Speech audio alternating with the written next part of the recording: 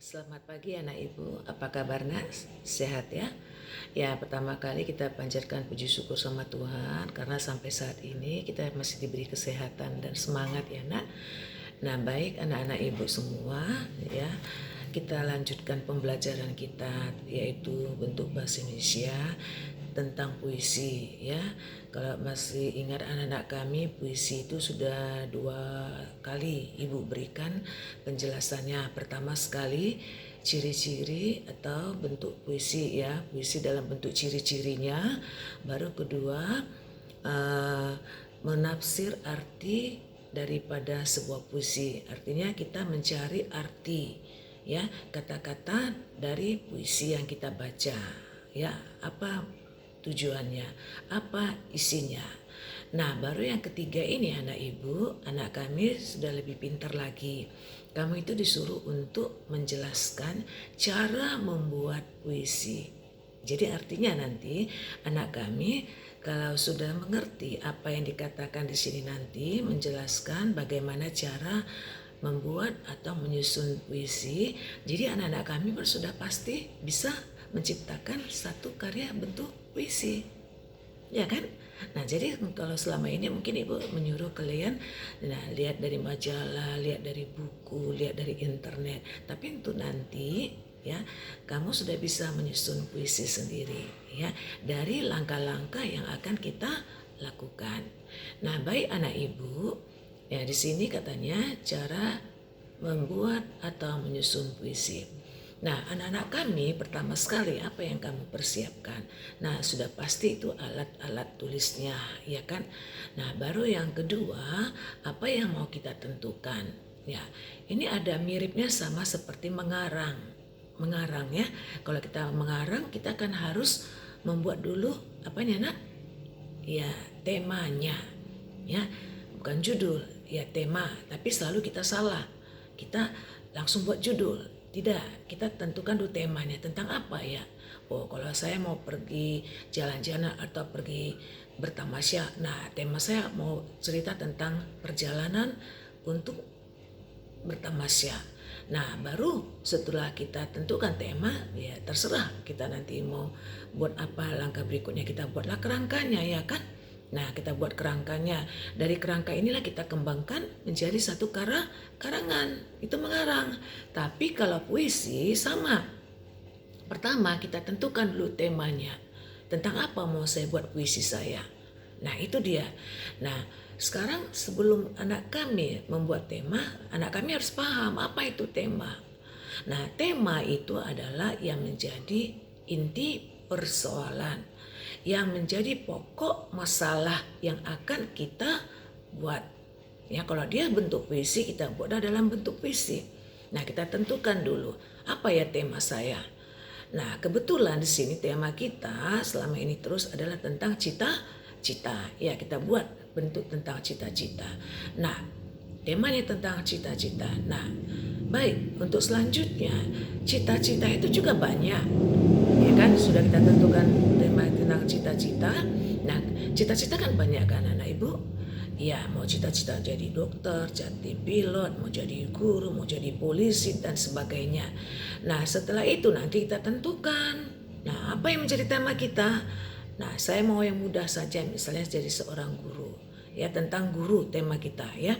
Nah setelah kita menentukan tema kita yaitu tentang guru, nah baru kita langkah kedua, kita masuk. Apa itu langkah kedua? Nah kita melakukan observasi. Ya observasi itu artinya langkah mengadakan pengamatan. Biasa disebut juga itu penelitian kalau di bidang IPA, pengetahuan. Nah IPA itu penelitian. Tapi karena kita dalam bentuk bahasa, kita mengadakan pengamatan. Nah, pengamatan terhadap siapa? Terhadap apa? Nah, pengamatan kita tentang yang dikatakan itu guru tadi. Ya kan anak ibu? Nah, yang kita kenal guru itu adalah seorang pendidik, orang yang sabar, orang yang pintar, orang yang baik, orang yang ditiru atau digugu, orang yang ya boleh kita katakan yang punya luas dalam pengetahuan dan pengalaman. Itulah yang kita kenal seorang guru, ya. Nah, kita amatinlah guru tadi, ya, dalam bentuk observasi. Nah, setelah kita kenal, ya, sosok guru itu tadi, baru kita mulai memilih kata-kata yang baik dalam bentuk puisi. Ya, masih ingat kata Ibu kemarin, kata-kata dalam bentuk puisi itu adalah menggunakan kata-kata kiasan. Apa itu kiasan? Nah, kata-kata yang tidak sebenarnya, ya, mengandung makna konotasi, ya, sehingga boleh dikatakan di sini pengertian daripada puisi adalah satu bentuk sastra yang menggunakan kata-kata yang indah, ya, bahwa puisi itu sebenarnya adalah bentuk sastra yang menggunakan kata-kata yang indah untuk mewujudkan dalam satu tujuannya. Ya, artinya dia menyampaikan sesuatu itu dengan kata-kata indah sehingga orang, ya, memahaminya dengan penuh keindahan juga. Nah, itulah yang dikatakan dalam bentuk kata-kata dalam puisi. Jadi kita susun kata-kata yang indah tadi. Apa itu misalnya contoh daripada kata-kata indah? Nah, kita kenal guru itu adalah yang digugu, ya kan? Misalnya tanpa tanda jasa. Nah, misalnya adalah guru yang tidak pernah mengenal keluh kesah. Ya, dia nggak pernah artinya bersungut-sungut gitulah. Dia nggak pernah kenal kata-kata istilah keluh kesah, nggak pernah merasa dia susah atau capek atau dan sebagainya. Nah, kemudian kata-kata apalagi kita berikan kata-kata cendekiawan, orang yang pandai atau pintar. Nah, kemudian kata-kata apa lagi? Adalah yang punya impian yang sangat tinggi, banyak, ya. Baru kemudian guru itu juga kita kenal adalah sosok yang cerdas, ya. Kemudian yang senang, yang bangga dan sebagainya. Ya, itulah contoh-contoh yang bisa kita berikan kepada kata-kata dalam bentuk, ya, puisi untuk guru. Nah, baru mulailah kita menyusunnya, ya, kata-kata tadi ditambah dengan kata-kata yang kita berikan. Ya, contoh kita katakanlah misal seperti ini.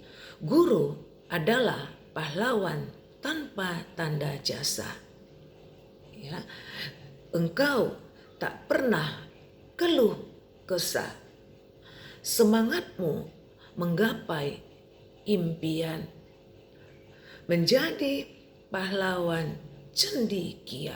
Nah, jadi ada di situ kata-kata yang indah tadi yang kita tuangkan ke dalam satu bait. Nah, itulah contoh, ya. Jadi, dengan acuan dari kata-kata tadi, ya, sebagai kata kuncinya, kita susun, kita tinggal susun dengan kata-kata yang lain yang bisa kita buat. Ya, anak Ibu, ya kan? Nah, atau Ibu kasih contoh lagi, ya, misalnya ada kata tunas bangsa. Ya, tunas bangsa itu kepada siapa kita berikan? Ya, kepada anak-anak didik kami, ya kan? Nah, kemudian, ya, ada kata cerdas, ya. Kemudian ada kata kebanggaan, ya, kita berikan. Kemudian adalah kata-kata jaya. Nah, itu kata-kata yang gampang kan? Nah, kita tuangkan dia ke dalam satu bait. Misalnya, guru, ya, mendidik para tunas bangsa menjadi pribadi yang cerdas dan pintar. Nah, itulah kebanggaanmu. Jayalah guruku. Artinya kita berikan penghargaan kepada guru tadi, ya, atas perbuatan, atas tingkah daripada guru tadi. Artinya pengabdian yang sudah dia berikan kepada anak-anak kami. Bisa, anak Ibu? Nah, itulah cara kita menyusun atau membuat puisi. Jadi ingat, pertama temanya harus kita tentukan. Kedua, baru kita buat observasi. Observasi itu artinya pengamatan, ya, tentang guru tadi. Ya, apa-apa yang perlu kita berikan kepada guru tadi.